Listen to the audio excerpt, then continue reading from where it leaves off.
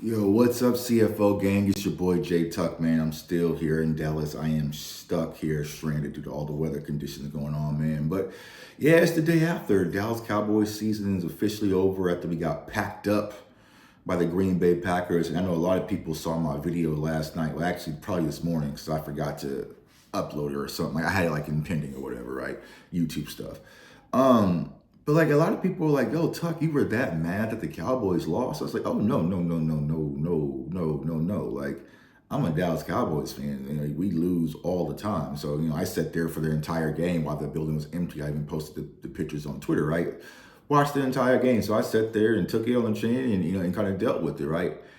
But where you saw the passion in that video come from, it was pretty much with the fan base. You know what I'm saying? Because it's like I consider myself a passionate Cowboys fan, just like you probably watching this channel, right? But kind of got into this content thing and, different avenues and been blessed with a lot of different opportunities. But at the end of the day, I'm still a passionate Cowboys fan. So it's like people who have seen my growth, and I said this before, I was at Levi Stadium last year, right? When we lost to San Fran in the playoffs, covered the NFL draft to the depths like I've never done before, flew out to Oxnard, pretty much was at every home game this year except one, you know what I'm saying? So really bleeding out there, living this Dallas Cowboys stuff. And the moment that I had concerns or just wanted to warn everyone, like, yo, we can lose in the first round.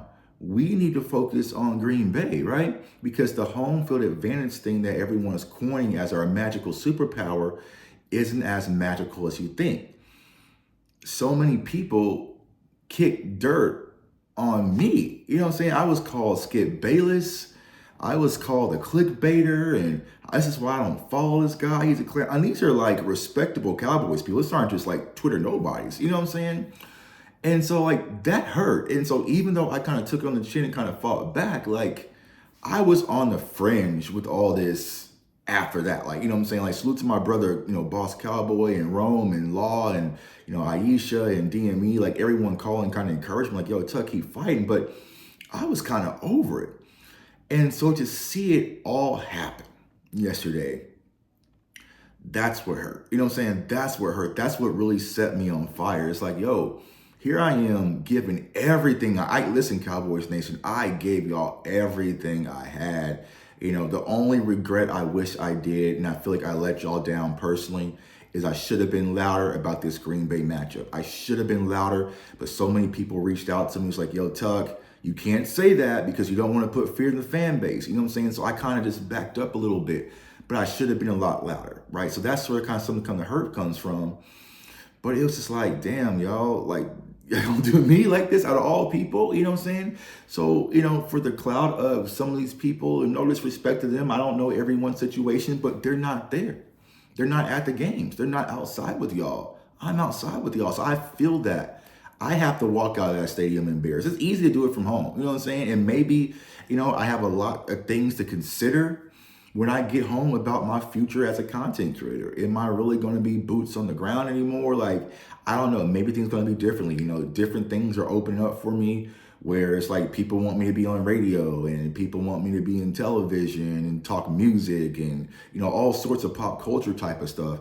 Have I expanded outside the Cowboys? I don't know, but it's a lot going on that I definitely have to consider. But that's what really hurt the most, y'all. It's just like, man, I gave my all to this fan base, left it all on the line.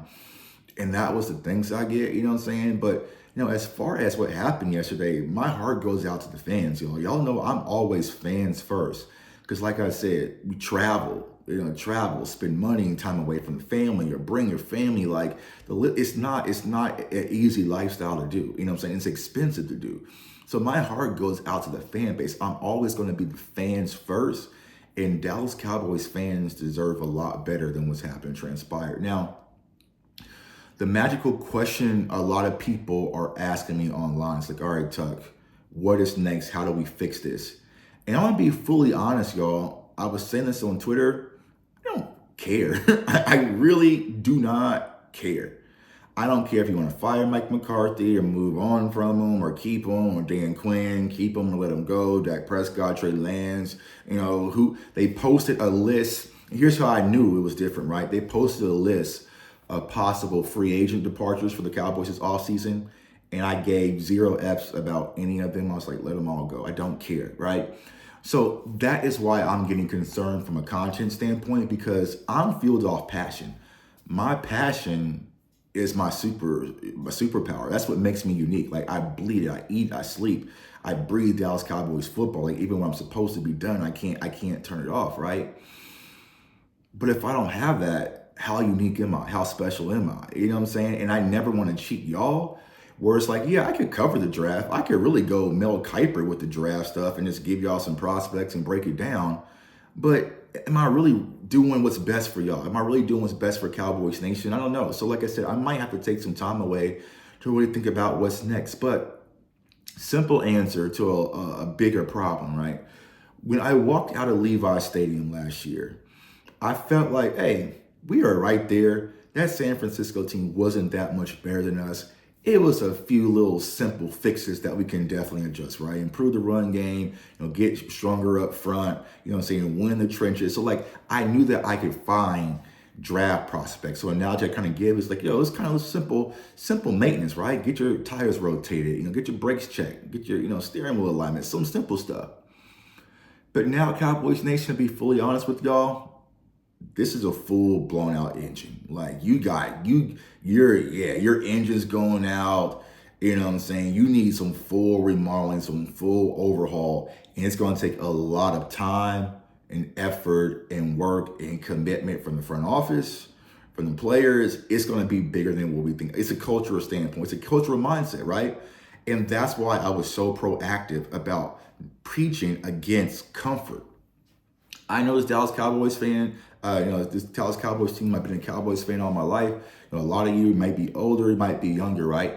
But I know my team, y'all. It's just like, like with my kids or with your kids. I know my kids, you know what I'm saying?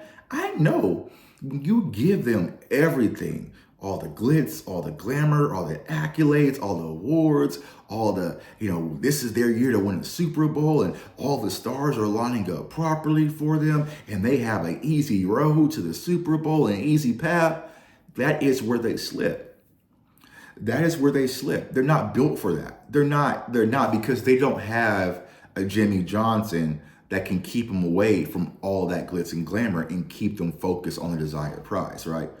They don't have that, right? So when you start singing all their praises and 9 All-Pros and Pro Bowl snubs and this and that and this and that and this and that, I can guarantee you there was a lot of players looking past the Green Bay game. I'm not going to say how I know that, but just trust me, I kind of know that. There were some players already focusing on next week. And let's be honest, a lot of the fans that were arguing against me, they were focusing on next week too. A lot of fans were like, no, I'm not going to come to the wild card game. I'll be there next week, Tuck. I'll be there next week, Tuck. You know what I'm saying? It's just a wild card game, right? And that was the energy in the building, right? We were going to go out there, number 2 seed, can't lose at home, high-flying offense, put up points, get sacks on Jordan Love, 40 burgers, walk out there and get prepared for next week. That's not the case. It's playoff football. So, I don't know, y'all. I don't know what the fix can be. Like I said, it's going to be a lot of lengthy nights, a lot of long conversations. There's no like, oh, yeah, just get rid of Mike McCarthy and bring in so-and-so, and that's going to change things. Oh, no. Because if you move on from Mike McCarthy, now, me personally, I'll say this on record right now, I'm not a fan of moving on from Mike McCarthy, right? 12-5, even with the injuries, even with the horrific playoff loss, right? We are finally starting to get a baseline with this team. If you tear that down, you have to bring in a new coach, new philosophy, new ideas, new connection with Dak Prescott, and then there might be some reverting back before you can move forward. And me personally, I just had a birthday this past week, man. I'm not trying to take another 3 years to get back to where we are today. So, I'm really not sure. I think we can kind of keep Mike McCarthy, but there just needs to be some improvements. There needs to be a lot of different improvements, man. New defensive coordinator, if Dan Quinn leaves, those types of things.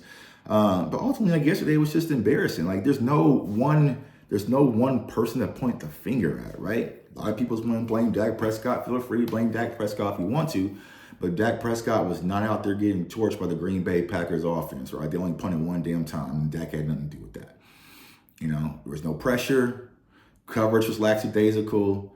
All this soft damn zone, where I told you can't play this soft zone versus Jordan Love. Like, it was just bad preparation, bad focus, and the Cowboys ultimately paid the price. But like I said, at the end of the day, Cowboys Nation, no matter what new path I might carve out, you know what I'm saying? Y'all might see me doing fitness or, you know what I'm saying, or whatever, talking celebrity gossip, who knows, right? I will always be here for y'all, you know what I'm saying? Because at the end of the day, I'm just like y'all, man. I'll always be here for y'all.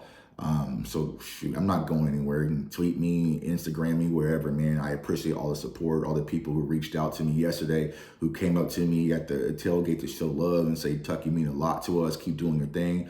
All the people who's even called me for the past day, you know what I'm saying? Like, keep your head up, Tuck, we need you. You can't stop, you know what I'm saying? But like I said, sometimes when you give your all to people and then you still get dirt kicked back in your face by those same people you're making a lot of sacrifices for, you kind of look at things different. Because honestly, y'all, I don't need it. Like, I don't need to make content. Honestly, a lot of people talk me into making content. It's really not for me. I've been going to Cowboys games before I return on the YouTube channel or anything like that. You know what I'm saying? So, but I do that because the fan base, the people who really bleed it, they need their voices heard. And I was able to build a platform to amplify y'all voices. But, it's a lot going on. But we'll see, man. But like I said, at the end of the day, life goes on, man. Life goes on. The one positive lining, you get your life back. You get your Sundays back. I get my Saturdays back. As soon as I can get back home to my family, I can do different things. You know what I'm saying? Remodel the house, do some work, travel with my family, spend more time with the kids. You know what I'm saying? Like, football is life, but it's not life. You know what I'm saying? A lot of different things kind of happen. But hey, we got a whole year to accomplish a lot. You know what I'm saying? I'm working on some projects and some business ventures. And I'm excited about, man. So I have to focus on that. And then, eventually we'll get back to work and roll up our sleeves. Is not death, right? It can be a lot worse things going on in life than your team losing, man. But it's your boy, J Tuck. Comment, like, subscribe. Follow me on all social media platforms at JTuck151. Like I said, Cowboys Nation, I appreciate the support, man. Appreciate y'all rocking with me 4 years, CeeDee Lamb season. And we're going to keep growing one way or another. You know what I'm saying? Can't stop what we already built. Your boy will be at the Super Bowl on Radio Row. So I'm looking forward to that to kind of cap off as a celebration for all the hard work that we put in. But I appreciate each and every one of you. So I want you all to stay safe, stay blessed, stay encouraged, and go Cowboys. Peace.